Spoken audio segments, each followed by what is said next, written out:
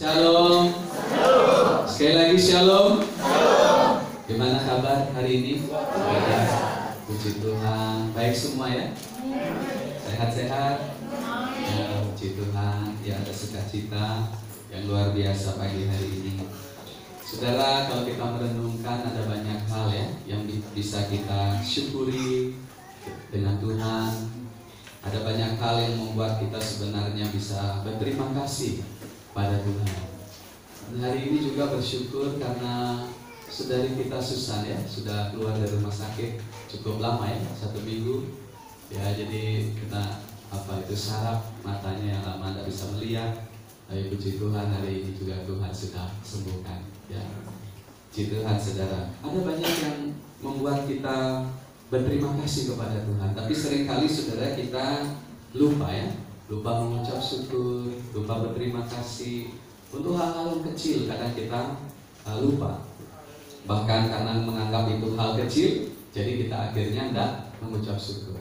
Nah, tema firman Tuhan hari ini saudara mengajak kita untuk mari kehidupan kita hendaklah selalu menaikkan pujian, selalu berterima kasih, dan selalu ada ucapan syukur. Amin.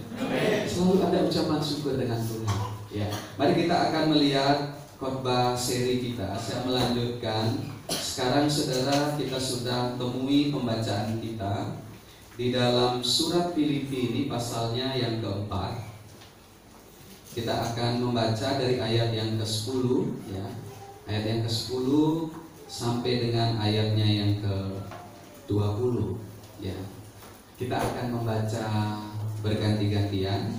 Saya membaca ayat yang genap, nanti Bapak Ibu Saudara membaca ayat yang ganjil ya. Filipi pasalnya yang keempat ayat yang ke-10. Saya baca lebih dulu, demikian firman Tuhan. Terima kasih atas pemberian jemaat. Aku sangat bersukacita dalam Tuhan bahwa akhirnya pikiranmu dan perasaanmu bertumbuh kembali untuk aku. Memang selalu ada perhatianmu, tetapi tidak ada kesempatan bagimu. Kukatakan ini bukan mengatakan kekurangan, sebab aku telah belajar mencukupkan diri dari segala. Aku tahu apa itu kekurangan dan aku tahu apa itu kelimpahan. Dalam segala hal dan dalam segala perkara tidak ada sesuatu yang merupakan rahasia bagiku, baik dalam hal kenyang maupun dalam hal kelaparan, baik dalam hal kelimpahan maupun dalam hal kekurangan. Segala perkara dapat bertolong di dalam Dia yang memberi kekuatan kepada aku. Namun baik juga perbuatanmu, bahwa kamu telah mengambil bagian dalam kesusahanku. Kamu sendiri tahu juga, hai orang Filipi, pada waktu aku baru mulai mengabarkan Injil, ketika aku berangkat dari Makedonia, tidak ada satu jemaat pun yang ada yang begitu membutuhkan dan tidak dengan aku selain kadang-kadang. Karena di Tesalonika pun kamu telah 1-2 kali mengirimkan bantuan kepadaku. Tetapi yang utamakan bukanlah pemberian itu, melainkan buahnya yang manusia selalu Tuhanmu. Kini aku telah menerima semua yang perlu daripadamu, malahan lebih daripada itu. Aku berkelimpahan karena aku telah menerima kirimanmu dari Epaphroditus, suatu persembahan yang harum, suatu korban yang disukai dan yang berkenan kepada Allah. Aku akan memenuhi segala keperluanmu menurut kekayaan dan kemuliaannya dalam Kristus Yesus. Kita baca sama-sama. Dimuliakanlah Allah dan Bapa kita selama-lamanya. Amin. Amin. Puji Tuhan saudara. Bapak Ibu Saudara, kalau kita melihat hubungan antara hamba Tuhan seperti Paulus ya dengan jemaat ini sangat-sangat harmonis. Di awal khotbah seri saya mengatakan bahwa kalau bisa kita simpulkan, jemaat dengan hamba Tuhan hubungan yang paling dekat adalah jemaat Filipi. Ya, bukan berarti dengan jemaat yang lain kurang, tidak saudara ya.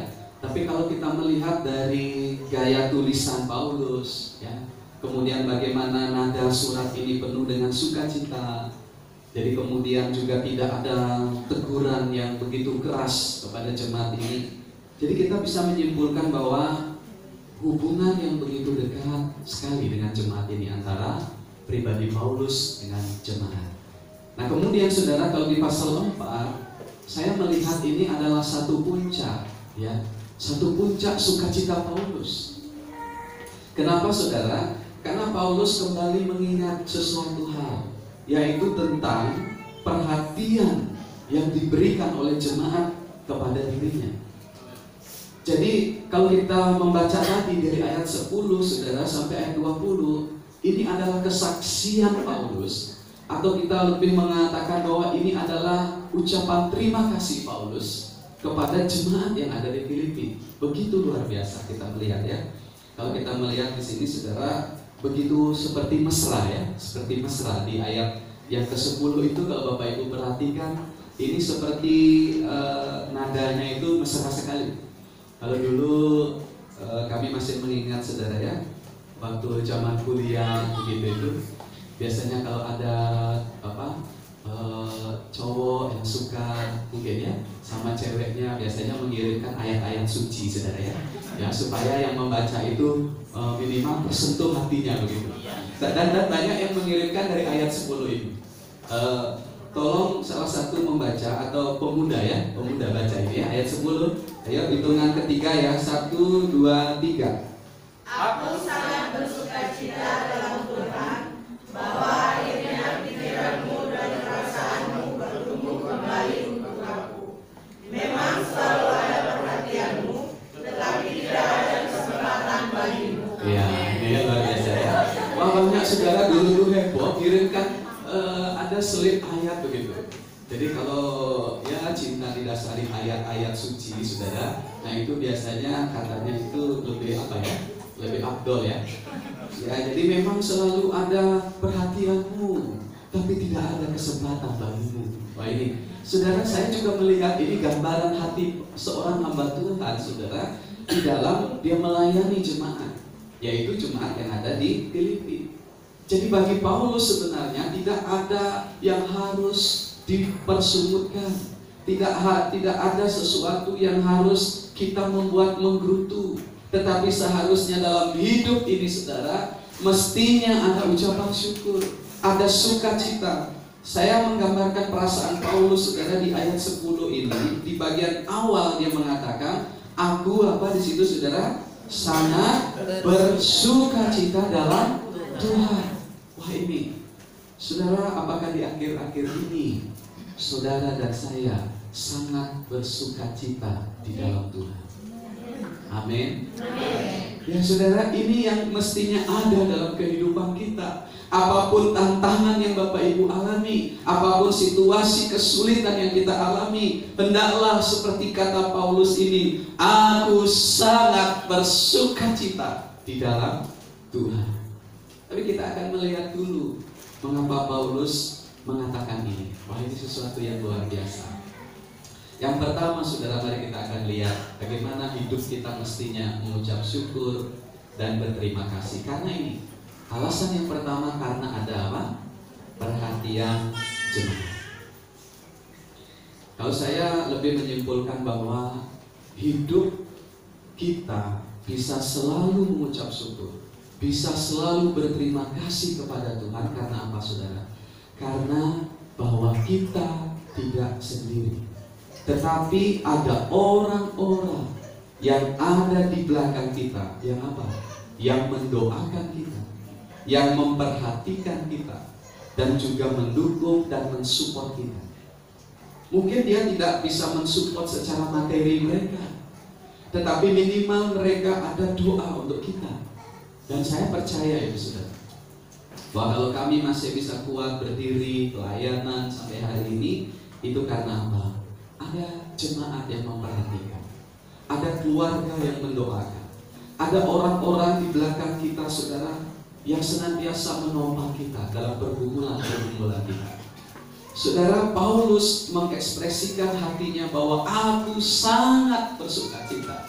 Karena apa? Bahwa akhirnya pikiranmu, perasaanmu bertumbuh kembali untuk aku. Wah, ini melihat jemaat bertumbuh di dalam iman, saudara, itu adalah sukacita bagi pekerjaan Tuhan, bagi hamba Tuhan. Jadi saudara, kalau mau melihat hamba Tuhan itu bersukacita, jemaat harus apa? Bertumbuh di dalam iman yang benar kepada kita. Jadi tidak ada sukacita yang melebihi hal itu, saudara. Bahwa ketika dalam pelayanan Paulus melihat bahwa jemaat ini serius bertumbuh di dalam Tuhan, bahwa mereka ini semakin mengenal pribadi Allah. Buktinya apa, saudara? Buktinya mereka ini hidupnya di dalam kasih yang luar biasa.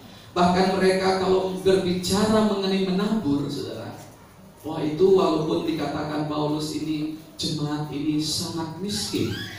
Dalam kesaksiannya di jemaat Korintus, saudara masih ingat ya, bahwa waktu itu Paulus mengatakan sekalipun jemaat-jemaat Makedonia, salah satunya adalah jemaat Filipi ini, yang mungkin mereka miskin, bahkan Paulus menyebut bahwa mereka sangat miskin, tetapi dikatakan apa? Mereka kaya dengan kemurahan. Jadi saudara, yang membuat sukacita hidup kita adalah kita tahu bahwa hidup ini saling memperhatikan satu dengan yang lain. Saudara, saya rindu jemaat di tempat ini adalah hidup kita saling memperhatikan satu dengan yang lain. Amin. Saling memperhatikan. Ini yang terjadi, saudara. Saya melihat ini yang perlu dibangkitkan kembali. Kalau Bapak Ibu melihat di Kisah Para Rasul, bagaimana cara hidup jemaat mula-mula itu ya. Mereka hidup di dalam kasih, mereka saling berbagi, mereka saling, saudara, memperhatikan. Bahkan ada yang menjual hartanya untuk dibagikan kepada orang-orang miskin, jemaat yang miskin waktu itu. Dan bagaimana akhirnya jumlah mereka ditambah-tambahkan oleh Tuhan, saudara, dengan orang-orang yang diselamatkan. Karena cara hidup mereka adalah cara hidup yang saling memperhatikan satu dengan yang lainnya. Saudara, terkadang kita terjebak dalam situasi di mana kita ini menjadi pribadi yang egois. Saya beberapa hari terakhir ini, saudara, berdoa, bergumul, Tuhan tolong supaya hati kita ini jangan menjadi pribadi yang egois, hanya memperhatikan kepentingan diri kita sendiri. Tapi adakah hati kita, pikiran kita untuk juga memperhatikan kepentingan orang lain? Saudara, Paulus merasakan perhatian yang luar biasa. Bahkan dia mengatakan apa? Memang selalu ada perhatiannya. Jadi Paulus sudah tahu, saudara, bahwa hati jemaat ini adalah hati yang memperhatikan. Ya, karena jarak antara Paulus dengan jemaat itu cukup jauh ya. Paulus waktu itu ada di Roma ketika menuliskan surat ini. Tapi dia mengatakan selalu ada perhatianmu, tetapi tidak selalu ada kesempatan. Saudara yang dikasihi Tuhan, ketika kita diizinkan untuk membantu, untuk menolong sesama kita, untuk menopang pekerjaan Tuhan, lakukanlah itu. Karena apa? Karena belum tentu ada kesempatan bagi kita untuk kedua kali. Karena Paulus mengatakan selalu ada perhatianmu, tetapi tidak selalu ada kesempatan. Jadi saudara, rupanya Paulus tahu niat hati jemaat ini luar biasa sekali, sangat mempedulikan pekerjaan Tuhan. Nah, kemudian saudara, next kita akan melihat beberapa hal di slide kita. Jemaat ambil bagian dalam kesusahan hamba Tuhan ya. Kalau kita melihat mengirimkan bantuan, coba Bapak Ibu baca di ayat yang ke-16. Kita perhatikan di ayat yang ke-16. Karena di Tesalonika pun kamu telah 1-2 kali mengirimkan bantuan kepadaku. Tetapi ayat 17 kita baca sama-sama saudara. 1, 2, 3. Tetapi yang kuutamakan bukanlah pemberian itu, melainkan buahnya yang makin memperbesar keuntunganmu. Wah, inilah menjadi sukacitanya saudara. Jadi ketika Paulus, saudara, waktu itu dalam pelayanannya, bahkan dalam pelayanan Paulus dimanapun, jemaat ini selalu berusaha mengambil bagian di dalam pelayanan untuk menopang pekerjaan Tuhan. Tetapi yang Paulus katakan menarik adalah, tetapi yang kuutamakan, saudara, bukanlah ya pemberian itu, melainkan buahnya yang makin memperbesar keuntunganmu. Jadi saudara, yang Paulus lihat tidak hanya pemberian itu aja, tetapi niat hati di balik pemberian itu. Itu saudara yang saya mau tekankan kepada kita. Saudara, ketika kita dipercayakan Tuhan untuk membantu pekerjaan Tuhan, jadi yang Tuhan pentingkan bukan seberapa banyaknya, tapi yang Tuhan pentingkanlah niat hati kita untuk melakukan itu. Itu yang Tuhan perhitungkan. Persembahan seorang janda hanya 2 peser, tetapi Tuhan melihat hatinya di balik pemberian itu. Saudara, ketika kita menabur seperti yang Tuhan inginkan dalam hidup kita, yang Tuhan lihat itu sekali lagi adalah di balik itu. Nah, ini yang menjadi sukacita Paulus, saudara. Bahkan dikatakan di Tesalonika pun, kamu telah 1-2 mengirimkan bantuan kepadaku, tetapi yang kuutamakan. Kalau saya menyimpulkan, yang diutamakan 2 hal, saudara. Ada niat hati yang memberi, tetapi kemudian, saudara, hasil dari pengorbanan itu, hasil dari pemberian itu adalah apa? Semakin memperbesar keuntunganmu. Tentu saja ini tidak hanya secara materi ya, keuntungan itu ya. Kalau kita nanti salah berpikir begini, oh saya ketika menyumbang pekerjaan Tuhan, terus nanti ya saya nanti akan mendapatkan berlipat kali ganda, ya nanti akan tambah kaya ketika saya menabur banyak-banyak. Bukan itu yang dimaksudkan, saudara ya. Jadi keuntungan yang Paulus katakan ini memang secara materi mungkin ada keuntungan, tetapi saudara, hidup yang saling memperhatikan, hidup yang saling peduli, ini yang membuat akan selalu ada ucapan syukur. Hidup yang saling memperhatikan satu dengan yang lainnya, itulah yang membuat sukacita kita akan semakin bertambah di dalam Tuhan. Jadi saudara, tidak bisa dilepaskan antara sukacita di dalam Tuhan itu dengan apa? Dengan hidup yang saling memperhatikan dan saling mempedulikan satu dengan yang lain. Yang Paulus utamakan bukanlah pemberian itu sekali lagi, tetapi adakah niat hati jemaat ini untuk melakukan pekerjaan Tuhan, untuk menabur bagi pekerjaan Tuhan. Dan juga saudara, yang Paulus katakan adalah makin memperbesar keuntunganmu. Keuntungan yang pertama minimal, saudara, ketika membantu, ketika saudara menaburkan bagi seseorang, keuntungan yang pertama adalah berbahagia. Amin. Berbahagia, karena Tuhan Yesus bilang apa? Lebih berbahagia orang yang memberi daripada menerima. Jadi keuntungan kita adalah berbahagia. Tapi juga akibat yang lain, saudara, tentunya adalah berkat-berkat itu pasti otomatis. Apa yang ditaburkan itu yang dituai. Saudara, karena itulah jemaat ini saya melihat bahwa hati mereka beda. Yaitu hati mereka adalah hidup saling memperhatikan satu dengan yang lainnya. Kemudian kita akan melihat hamba Tuhan akhirnya berdoa bagi jemaat ini. Kalau saudara baca di ayat yang ke-19, mari kita baca sama-sama. Ini doa Paulus bagi jemaat di Filipi ya. 1, 2, 3. Allahku akan memenuhi segala keperluanmu menurut kekayaan dan kemuliaannya dalam Kristus Yesus. Paulus menekankan, saudara, Allahku. Ini satu doa yang dinaikkan kepada Tuhan. Allahku akan memenuhi segala keperluanmu. Saat kapan doa ini dinaikkan, saudara? Ini pertanyaan kita. Saat jemaat ini hidupnya saling memperhatikan, Saat jemaat ini belajar untuk menabur bagi pekerjaan Tuhan, di saat itulah Paulus berdoa bahwa Allah akan memenuhi segala keperluanmu menurut kekayaan dan kemuliaan.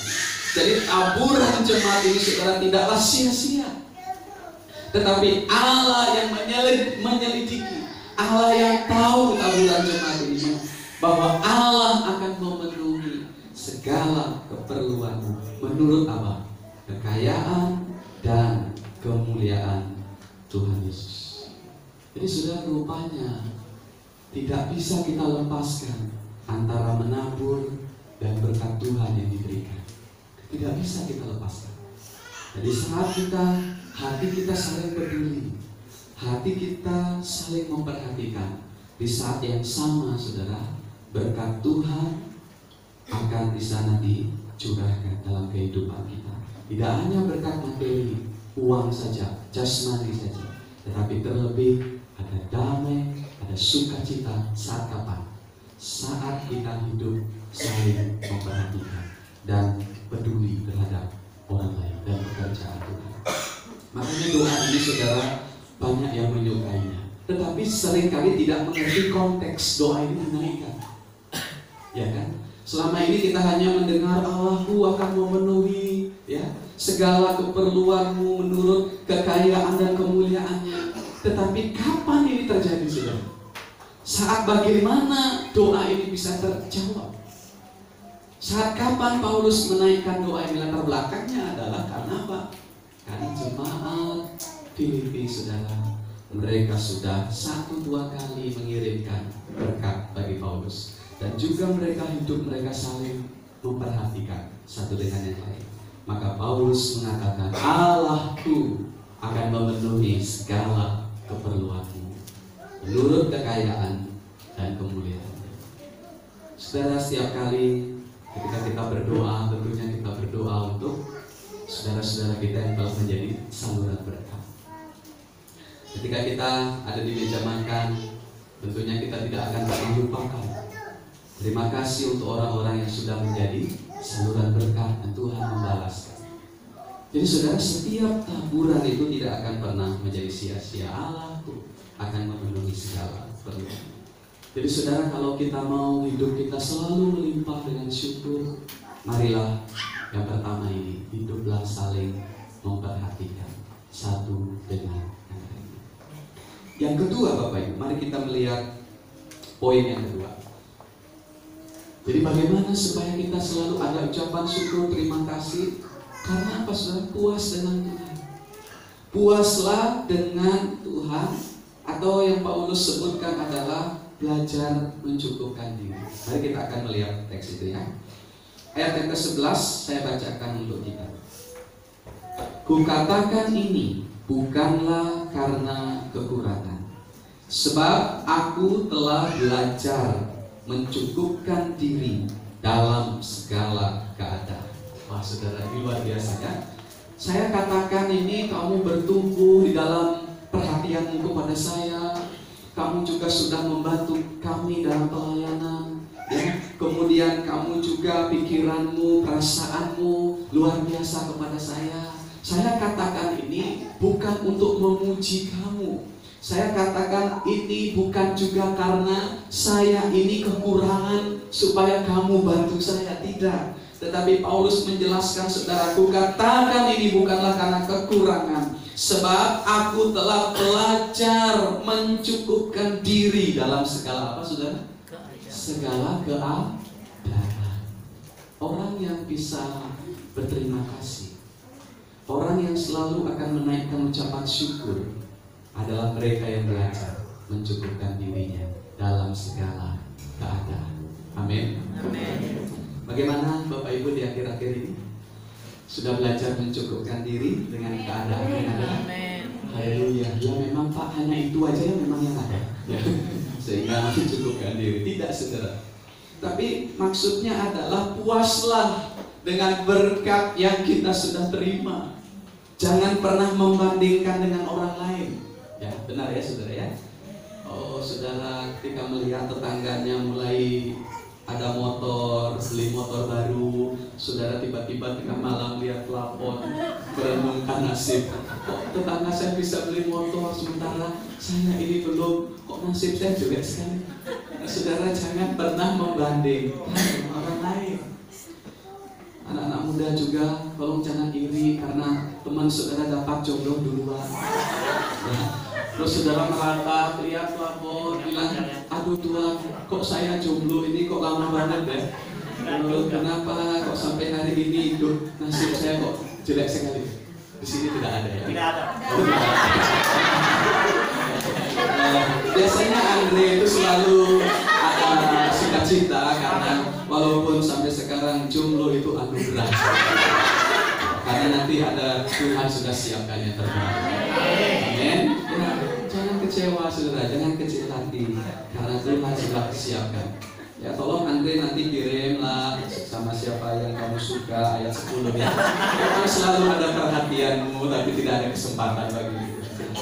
Saudara, jadi jangan kita pernah membandingkan dengan orang lain. Bahkan ada yang mungkin mengatakan, oh istrinya dia kok beda ya, kok istri saya kayak gini ya.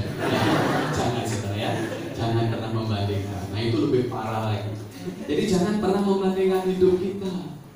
Pernah Pak Esra juga singgung ya di tempat ini waktu beliau khotbah itu. Saudara, orang kaya itu belum tentu juga ada kebahagiaan. Ya karena apa? Karena buktinya orang kaya itu kalau membuat rumah pagarnya harus tinggi ya. Belum lagi ada beling-beling di atas pagar yang menjaga, kemudian dijaga security, kemudian dijaga juga anjing pelacak. Ya. Tetapi berbeda dengan apa itu yang dikatakan yang tidur di becak itu. Yang dia hanya bisa tidur malam kemudian ngorok lagi karena saking amannya. Jadi saudara, sukacita sebenarnya tidak dipengaruhi oleh materi sebenarnya, tetapi sukacita dipengaruhi ketika apa? Ketika Bapak, Ibu dan saya belajar mencukupkan diri dalam segala keadaan. Saudara, apakah puas dengan gaji 1 bulan yang selama ini saudara terima? Ada haleluya. Siapa yang puas? Bisa angkat tangan. Berarti yang lainnya tidak puas. Sangat puas. Terlambat angkat tangan. Ya saudara, mestinya kita puas dengan apa? Dengan berkat yang sudah kita terima. Mengucap syukur dengan berkat itu. Saudara, Paulus mengatakan dari posisi saya tidak berkata saya ini kekurangan. Bukan berarti saya sangat perlu itu, saya kekurangan sehingga kamu harus menabur ke saya. Saudara, prinsip hamba Tuhan ini adalah dia punya motivasi yang murni dalam melayani Tuhan. Sehingga saudara, bukan karena kekurangan jemaat harus menabur, bukan. Tetapi Paulus mengatakan, aku telah belajar mencukupkan diri dalam segala keadaan. Jadi saudara juga mesti jaga hati juga, jaga motivasi. Jadi jangan harapkan taburan, jangan harapkan perhatian orang itu karena untuk apa? Ya supaya saya enak, tidak saudara. Tetapi Paulus mengatakan itu bukan. Ayat 12 kita dijelaskan lagi kondisinya Paulus ya, tentang prinsip hidupnya. Aku tahu apa itu kekurangan dan aku tahu apa itu kelimpahan. Dalam segala hal dan dalam segala perkara tidak ada sesuatu yang merupakan rahasia bagiku, baik dalam hal kenyang maupun dalam hal kelaparan, baik dalam hal kelimpahan maupun dalam hal kekurangan. Haleluya. Saudara yang sering kekurangan, saudara yang sering kelaparan, bersyukurlah. Amin. Karena Paulus juga mengalaminya. Jadi saudara tidak sendiri ya.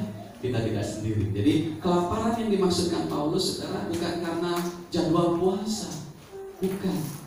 Tetapi memang saudara waktu karam kapal di laut diombang-ambingkan oleh gelombang laut itu saudara, kapal kandas membuat mereka tidak ada lagi bahan makanan di laut itu, sehingga mereka benar-benar kelaparan, bahkan mengalami kekurangan. Tetapi juga Paulus tahu apa itu kekenyangan, apa itu kenyang, apa itu juga kelimpahan.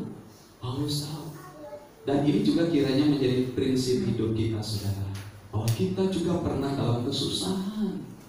Saudara juga mungkin pernah dalam keadaan yang benar-benar down. Saudara juga mungkin pernah ada situasi yang diberkati dengan luar biasa. Tetapi saudara, itu sekali lagi tidak rahasia.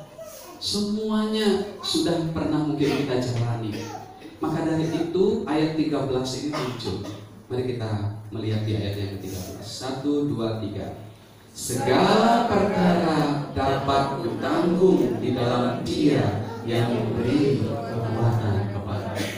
Poin 3 nanti kita akan bahas lebih lanjut. Tapi saudara, hasil daripada Paulus mencukupkan diri ini adalah di mana dia selalu berterima kasih, selalu ada ucapan syukur kepada Tuhan. Bahkan di ayat yang ke-20, saudara, dia mengatakan, dimuliakanlah Allah dan Bapa kita selama-lamanya. Tidak ada alasan bagi Paulus untuk bersungut dengan kekurangannya. Tidak ada juga kesombongan bagi Paulus ketika dia diberkati dengan kelimpahan.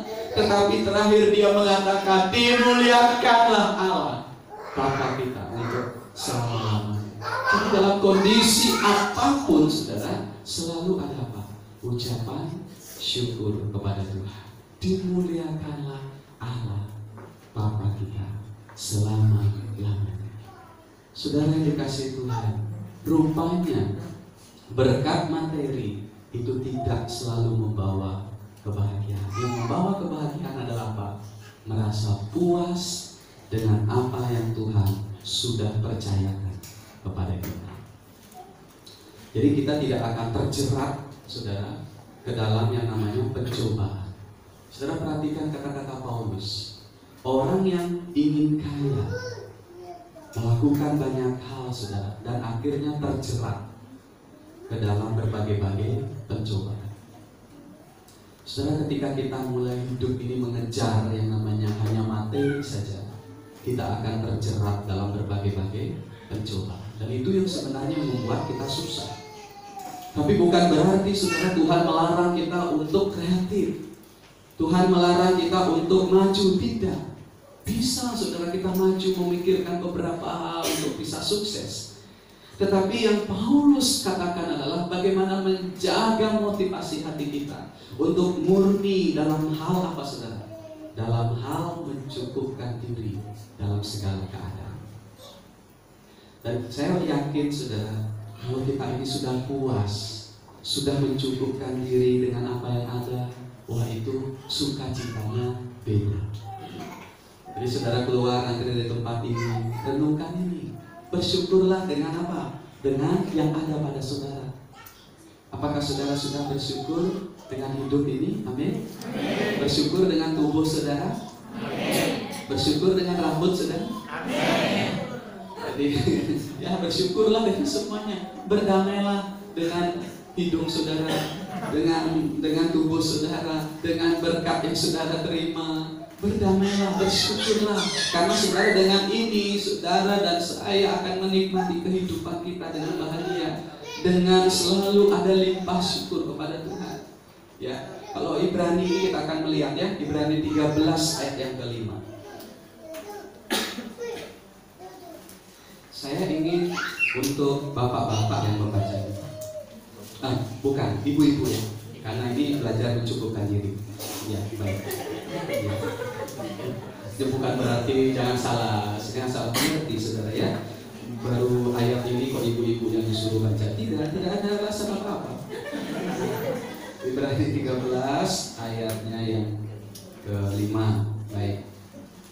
Oke, ibu-ibu bisa berdiri yang merasa ibu, ya. Baik. Saya hitung sampai 3, nanti ibu-ibu akan membacakan. Ibrani pasal 13 ayat yang ke-5. 1, 2, 3. Janganlah kamu menjadi hamba uang, dan cukupkanlah dirimu dengan apa yang ada padamu. Karena Allah telah berfirman, Aku sekali-kali tidak akan membiarkan engkau, dan Aku sekali-kali tidak akan meninggalkan engkau. Amin. Terima kasih ibu-ibu. Apakah sudah dicapkan? Amin. Haleluya. Ya, janganlah kamu menjadi apa? Hamba uang. Ya, dan cukupkanlah dirimu dengan apa yang ada padamu. Wah, ini saudara, Cukupkanlah dirimu dengan apa yang ada padamu. Karena apa saudara? Ada janji Tuhan. Allah berfirman, aku sekali-kali tidak akan membiarkan engkau, dan aku sekali-kali tidak akan meninggalkan engkau. Ini janji Tuhan bagi saudara. Untuk apa kita bersumur dengan kekurangan kita? Untuk apa kita mengeluh dengan keadaan kita, saudara? Ingatlah kembali janji Tuhan ini, bahwa aku sekali-kali tidak akan meninggalkan engkau, dan sekali-kali tidak akan membiarkan. Janganlah menjadi hamba uang. Saudara, uang itu banyak gunanya, banyak fungsinya, dan semua itu sebenarnya kudus. Tetapi yang merusak itu adalah motif dalam hal menggunakan, motif dalam hal mencarinya, itu yang merusak. Apa yang menjadi motif kita? Kalau motif kita adalah mengejar uang, nah ini yang Paulus katakan, penulis Ibrani katakan, bahwa menjadi hamba uang. Jadi kalau kita menjadi hamba uang, saudara, wah itu akan parah sekali. Siang malam kita akan mengejar terus yang namanya uang. Dan kalau kita kehilangan uang, nah itu mungkin akan luar biasa terjadi kekecewaan karena kita diperbudak oleh uang misalnya. Tetapi menarik saudara, dikaitkan antara menjadi hamba uang dan mencukupkan diri. Jadi orang yang identik mengejar uang ini, saudara, berarti sebenarnya dia tidak berusaha mencukupkan dirinya. Jadi seperti ada kaitannya yang erat ya, antara apa? Antara menjadi hamba uang dan bagaimana kita satu sisi mencukupkan diri. Jadi kalau saudara mencukupkan diri, logikanya kita tidak akan menjadi hamba uang. Gitu. Jadi kalau kita belajar cukupkan diri dan bersyukur aja. Orang kan sering mengatakan gini, saudara ya, kalau ada damai katanya di rumah itu, biar hanya ada nasi putih sama sambal atau kerupuk, wah itu pasti ada damai sejahtera. Bahkan Amsal pun mengatakan demikian kan. Ya, jadi daripada nanti di rumah itu ada makanan yang lezat, makanan yang enak, tetapi tinggal dengan orang yang suka bertengkar, nah ini tidak akan enak makanan itu ya. Walaupun daging kambing, walaupun macam-macam lauknya, tapi kalau disertai pertengkaran pasti tidak enak juga. Tapi kalau ada damai di sana, mencukupkan diri di sana, ya pasti ada sukacita, pasti ada sukacita. Karena itulah saudara, prinsip yang kedua ini adalah mari cukupkan diri dengan apa yang ada, atau saya simpulkan, puaslah dengan berkat yang saudara terima dari Tuhan. Yang terakhir saya mau sampaikan kepada kita, mari kita kembali ke teks kita di Filipi ini. Yang terakhir saudara, karena ini segala perkara dapat kita tanggung di dalam Tuhan yang memberi kekuatan. Jadi itu yang membuat kita mengucap syukur kepada Tuhan. Ayat 13 saudara, kita baca sama-sama. Filipi 4 ayat 13. 1, 2, 3. Segala perkara dapat kutanggung di dalam Dia yang memberi kekuatan padaku. Bapak Ibu dulu pernah nonton tinju ya, dimana dulu siapa itu Holyfield ya, Holyfield melawan Mike Tyson. Waktu Holyfield menang itu, dia ini waktu masuk ke ring tinju itu dia membawa satu tulisan ya, disiarkan begini, Filipi pasal yang keempat ayat 13. Kalau orang tahu bacaannya ini, segala perkara dapat kutanggung di dalam Dia yang memberi kekuatan kepadaku. Akhirnya memang pas waktu itu dia menang itu, melawan Mike Tyson itu. Tetapi saudara, bukan hanya untuk itu saya pikir ya, saya memang memikirkan bukan kekuatan yang dimaksud dengan kegagahan tidak. Tetapi yang saya tangkap dari maksud Paulus ini memberi kekuatan adalah saat kapan? Saat orang itu dalam terdesak, dia mengucap syukur kepada Tuhan. Saat orang itu dia mengalami suatu penderitaan yang berat, tetapi dia melihat Tuhan yang lebih besar dari penderitaan itu. Itulah yang saya sebut sebagai kekuatan Tuhan yang Tuhan berikan kepadanya. Jadi Paulus sedang mengatakan saudara dalam konteks ayat di atas, aku tahu itu apa kekurangan, aku tahu apa itu kelimpahan, aku tahu apa itu kelaparan, aku tahu itu apa kekenyangan. Karena segala perkara itu, dalam persoalan pergumulan, dalam hal diberkati, dalam berbagai hal itu, segala perkara itu dapat saya tanggung di dalam Tuhan yang memberikan kekuatan. Jadi saudara, konteks ayat ini bukan hanya untuk kekuatan gagah-gagahan, tidak. Tetapi kalau kita melihat keseluruhan, kenapa Paulus sampai mengatakan segala perkara dapat kutanggung di dalam dia ini? Karena ada proses hidup saudara. Ya. Proses di situ ada kelaparan, kemudian ada dalam hal kenyang, kemudian juga dalam hal kekurangan, juga ada dalam hal kelimpahan dan sebagainya. Jadi dalam kesulitan, orang itu tetap tabah menghadapinya. Saya yakin itulah sebenarnya kekuatan yang sesungguhnya. Ketika saudara dicaci maki, saudara dilecehkan, tetapi pada saat itu saudara tidak membalas, saudara mengampuni orang itu, saya percaya ini juga ayat ini berlaku di sana. Segala perkara itu, saya dilecehkan, saya dihina, ya, saudara mungkin mau disingkirkan. Segala perkara itu dapat kita tanggung di dalam apa? Di dalam Tuhan yang memberi kekuatan kepada kita. Jadi saudara, indah sekali kalau kita merenungkan lebih dalam perkataan Paulus ini, melihat konteks latar belakangnya. Jadi Paulus itu saudara, ini menjadi harusnya teladan kita. Jadi segala perkara dapat kutanggung. Tapi ayat 14 ada kata namun, ya. Ada kata namun di sana. Namun baik juga perbuatanmu, bahwa kamu telah mengambil bagian dalam kesusahanmu. Jadi rupanya saudara, walaupun Paulus ini tidak bergantung kepada jemaat, tetapi sepertinya dia menghargai apa yang dilakukan oleh jemaat. Namun baik juga perbuatanmu, bahwa segala perkara bisa saya tanggung. Entahkah kamu menabur atau tidak, mungkin bahasanya gitu ya. Entahkah ada orang yang membantu atau tidak. Aku tahu apa itu kekurangan, aku tahu apa itu kelimpahan.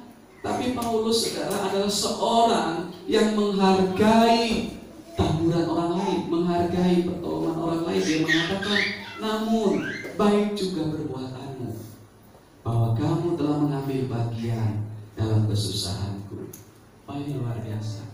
Dia tetap rendah hati, sekalipun memang dia mengakui bahwa kekuatannya itu daripada Tuhan, tapi dia menghargai orang-orang yang peduli dengan dia.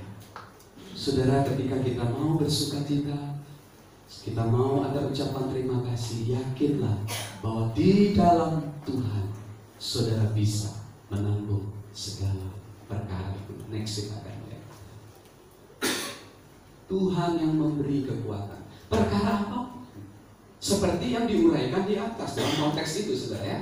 Dalam Tuhan kita bisa menanggungnya, memikulnya. Ya, bukan kuat dan gagah kita, tetapi oleh Roh Tuhan. Dalam Sakaria tadi sebelumnya. Jadi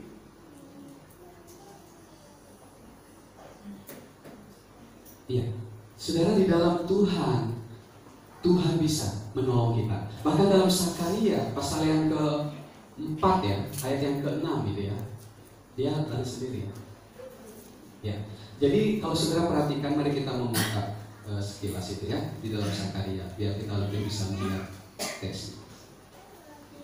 Sebelum Matius saudara.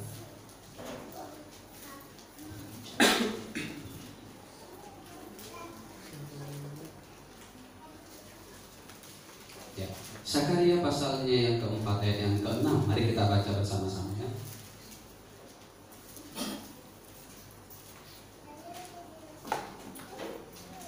Sakaria pasal yang ke-4 ayat yang ke-6. 1, 2, 3. Maka berbicara ia katanya, inilah firman Tuhan kepada Zerubabel, bunyinya, bukan dengan keperkasaan dan bukan dengan kekuatan, melainkan dengan Rohku, firman Tuhan semesta alam. Sama ini terjadi dalam kehidupan saudara ketika apa? Kita mengandalkan Roh Tuhan. Jadi bukan karena kekuatan Paulus tadi ya. Bukan. Saudara juga bukan karena kekuatan kita. Kita bisa memikul itu. Makanya penting sekali kita, saudara, terus doakan supaya apa? Kita diberikan terus kekuatan oleh Tuhan itu menanggung semuanya. Dan saya percaya kekuatan itu sebenarnya sudah diberikan kepada kita. Hanya kita perlu mengklaimnya. Hanya kita perlu melangkah dengan iman. Di saat saudara melangkah, di sanalah kekuatan itu terus mengalir dalam hidup kita. Jadi juga bunyi firman Tuhan ini bukan dengan keperkasaan dan bukan dengan kekuatan, melainkan dengan Roh-Ku firman Tuhan. Saudara, luar biasa. Ketika Paulus menjalani kehidupannya penuh kesusahan, penuh pergumulan, tetapi hal yang menarik dia katakan, segala perkara dapat kutanggung dalam Dia yang memberi kekuatan. Saya tidak tahu kondisi Bapak Ibu sekarang ini dalam kondisi apapun. Mungkin saudara juga sekarang ini dalam pergumulan ataupun ada beban yang begitu berat. Hafalkan ayat ini. Segala perkara dapat kutanggung di dalam Dia yang memberi kekuatan. Jadi bukan dengan kekuatan saudara, bukan dengan kekuatan kita, tapi murni karena ini adalah kekuatan yang Tuhan beri. Caranya gimana? Doa. Caranya gimana? Baca firman Tuhan. Andalkan Tuhan di dalam kehidupan kita. Maka terakhir ayat 20 itu mengatakan, dimuliakanlah Allah dan Bapa kita selama-lamanya. Saya ingin menyimpulkan renungan kita pagi ini. Terima kasih dan ucapan syukur selalu dinaikkan kepada Tuhan ketika ini terjadi, saudara. Karena hidup ini saling memperhatikan. Ada perhatian dari jemaat, ada perhatian dari Paulus kepada jemaat. Kemudian karena puas dengan Tuhan, belajar mencukupkan diri dengan berbagai keadaan. Kemudian karena segala perkara dapat kita tanggung di dalam Tuhan yang memberikan kekuatan pada kita. Mari kita bangkit berdiri. Kita akan berdoa.